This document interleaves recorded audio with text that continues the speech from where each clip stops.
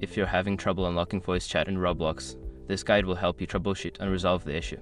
Follow these steps to get your voice chat working. Step 1. Check age verification. Make sure your account is age verified. Roblox requires users to be at least 13 years old to access voice chat features. You can verify your age in the account settings. Step 2. Enable voice chat in settings. Go to the Roblox settings menu and navigate to the privacy tab. Look for the voice chat option and ensure it is enabled. If it's disabled, toggle it on. Step 3. Update your Roblox app.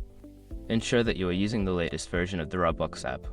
Check for updates in your device's App Store and install any available updates to ensure compatibility. Step 4. Check microphone permissions. Verify that Roblox has permission to access your device's microphone.